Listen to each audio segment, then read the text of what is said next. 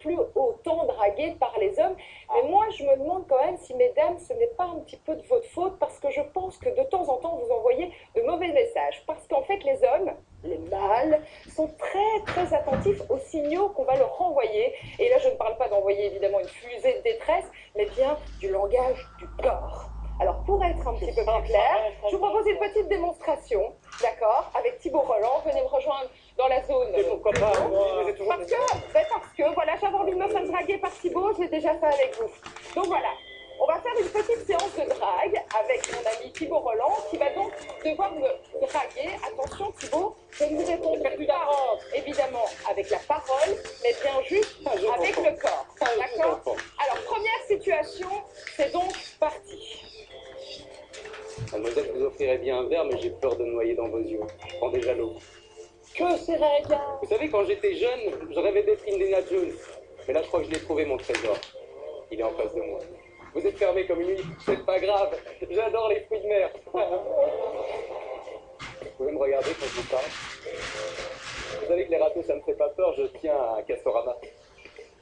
Ok, merci. Alors, vous l'avez bien vu, Bon. Thibaut ne m'emballera absolument jamais. Le message est très clair, vous l'avez vu, il a pédalé dans la semoule, mes bras étaient croisés, mes jambes aussi, la jambe tremblait un petit peu, j'étais mal à l'aise, j'espérais que ça se termine le plus vite possible. On va faire une deuxième situation où là, nous allons dire que je suis un petit peu plus open à la proposition.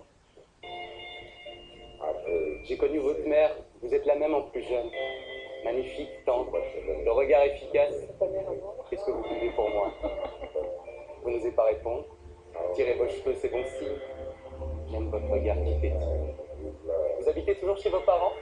Non. Coquine, Féline, vous couchez le premier soir? Là, vous exagérez. Alors, voici la deuxième. Écoutez, à un moment donné, on arrive, on peut être efficace quand Tu même. vas trop vite. C'est toujours le problème, je vais trop vite, je le sais. Merci beaucoup Thibaut. Alors je ne sais pas si vous l'avez remarqué, mais pendant que Thibaut me parlait, évidemment mon corps était beaucoup plus ouvert à la discussion. J'avais un vrai sourire sur les lèvres et pas un petit sourire genre oui c'est bon, c'est gentil, tu me fais plaisir, mais va-t'en. Là c'était un vrai plaisir. J'ai même suivi son langage du corps à lui, donc il était posé comme ça. Et quand quelqu'un nous intéresse, en général, on va reprendre exactement les mêmes mimiques que celui qu'on a en face de soi. Donc faites attention, la prochaine fois vous allez dîner avec un Là, garçon. je suis intéressé par vous. Voilà, c'est ça. voilà, exactement. Ah, Merci, mon petit encore raté.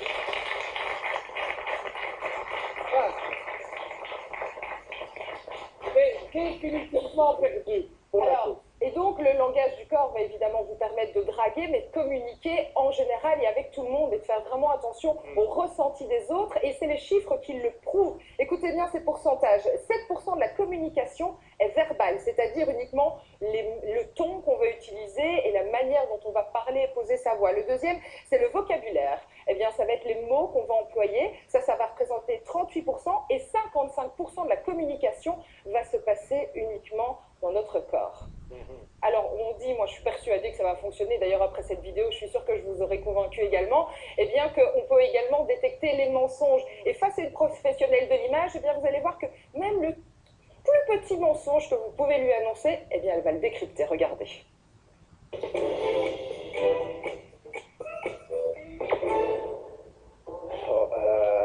Mes sous-vêtements, faut que je me rappelle moi-même. Je crois qu'ils sont de couleur bleu marine. Ouais, serrant. C'est un petit caleçon serrant, oui. Ce qu'on voit avec Martin, c'est il est assez ouvert. Son langage corporel est assez ouvert. Vous voyez, ses bras sont ouverts, pas comme ça. Donc, il fait déjà une bonne impression dès le début.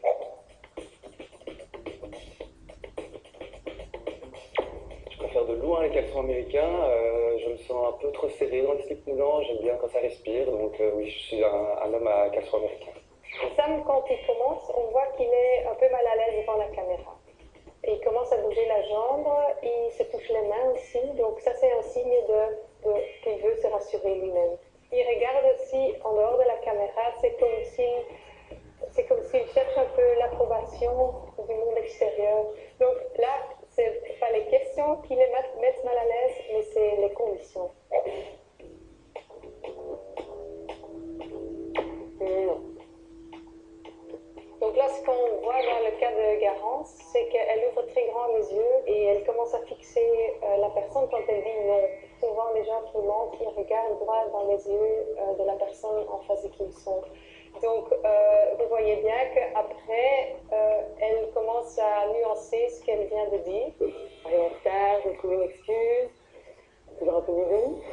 Donc, dans son cas, est-ce qu'elle est en train de mentir? Probablement, elle a menti un tout petit peu, oui.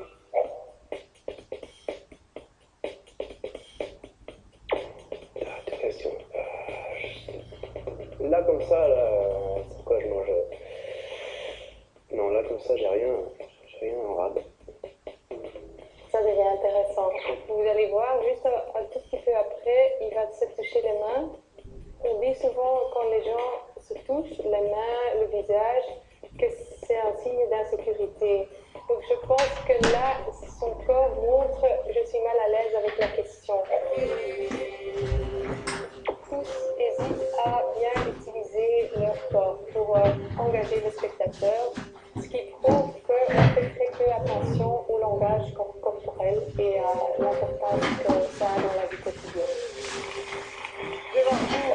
Bonsoir, vous êtes consultant en vente et en communication, vous faites du coaching de communication non verbale. Alors on vient de le voir, notre corps, il peut vraiment trahir nos émotions. Notre corps exprime en fait nos émotions. Malgré nous, en fait, nos émotions vont s'extérioriser. Donc c'est d'une manière générale quelque chose qui... On n'y prête pas toujours attention. Alors quand on parle de trahir, il faut parfois... Je nuance un peu parce que ça me fait un peu négatif. Je dirais simplement que notre corps va donner l'image de ce qui se passe à l'intérieur, un petit peu comme un écran de cinéma. Ça donne quoi à l'intérieur de Renaud? Parce que vous avez pris la parole, il a presque croisé les bras et il a mis la main devant la bouche en vous écoutant. En fait, il était interrogatif, il écoutait. Il est toujours interrogatif. C'est peut-être dû à sa formation et à son métier aussi. Non, non, Certainement. mais Lequel de je suis très partisan de la théorie de... Vous voyez, le monsieur, langage. Et la gestuelle, le non-verbal est très instructif. Ok. En toute matière et dans beaucoup de domaines. C'est ça. Sophie, Vous faites du coaching et justement, qui vient vous voir? J'organise des formations pour des commerciaux, par exemple. On fait des jeux de rôle et lors d'entretiens de vente, on analyse un petit peu leur comportement. Et en fait, ils apprennent à regarder comment ils réagissent parce que notre communication non verbale va pouvoir renforcer un message, le nuancer, mais parfois aussi contredire nos mots. Quelqu'un me dit « je suis enthousiaste à propos de votre émission », je suis vraiment enthousiaste à propos de votre émission et je fais non de la tête. En même temps, d'un langage ouvert, je me recule. C'est un signal parce que je dois me donner une information, qui va me diriger vers un questionnement et essayer de creuser. Je ne vais pas juger directement, j'évalue simplement un petit peu. Est-ce qu'il y a des gens qui viennent vous voir pour réussir leur entretien d'embauche? Et si oui, est-ce que vous avez des clés à nous donner, de choses absolument à ne pas faire en entretien d'embauche? Pour les entretiens d'embauche, je dis toujours aux gens, essayez d'être naturel, soyez vous-même d'abord. Jupe courte. Et on parle justement de non-verbal, on parle aussi de la première impression, l'habillement, l'apparence, en fonction du job pour lequel on sollicite. mais On des adapte ses gestes, il vêtements. faut absolument pas faire au niveau de la gestuelle. Il y a des choses à ne pas faire ou à éviter de faire. Par exemple, quand on s'assied, c'est d'être affalé dans sa chaise. Gratter le nez. Oui, Toucher un gratter le stylo nez. et regarder sa Toucher un stylo quand on est nerveux, j'ai toujours un petit truc, c'est de prendre quelque chose en main. Donc éventuellement prendre un stylo, mais ne pas commencer à jouer avec, par exemple. Est-ce qu'il y a une partie du corps qu'on ne sait pas maîtriser? Oui, Oui, laquelle? notre cerveau. Ça, c'est pas visible. Ben si, parce que notre cerveau, en fait, fait en sorte qu'on peut voir ce qu'on appelle les micro-expressions sur le visage. Ces micro-expressions, ce sont des micro-mouvements des muscles faciaux où il y a 7 émotions de base découvertes par Paul Ekman, un scientifique américain, qui durent à peine 1/16 de seconde. Et ça, c'est incontrôlable, donc on ne peut pas cacher tout. Et la théorie, c'est bien, la pratique, c'est mieux. On va passer à une petite démonstration. Sophie, on est vraiment curieux de... Parce que dans la gestuelle non verbale, les mains sont très très importantes et il paraît que vous pouvez Pas du tout. Arrêtez. Et il paraît qu'avec une simple poignée de main, eh bien, vous pouvez définir plusieurs choses. Est-ce que vous laisserez la main d'Emmanuel justement? N'ayez pas peur, hein. Elle ne mord pas. Mon langage non verbal vous montre que je suis... Moi non plus, j'ai pas peur. Donc en fait, la poignée de main, généralement, on se serre la main de manière parallèle.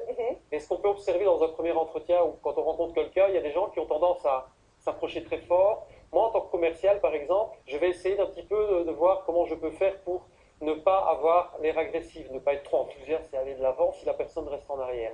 La poignée de main, moi ce qui est amusant, je vois parfois des gens qui viennent comme ceci. Ah oui, non, ça j'ai pas fait. Hein. Une main dominante. Donc, vous pouvez me donner une main dominante si vous voulez. Avec plaisir. Voilà. Alors on peut dire C'est qu'est-ce qu'on dominant, fait. comme ça. C'est dominant. Qu'est-ce qu'on peut faire? On veut dire je fais comme ça pour montrer que je n'ai pas peur.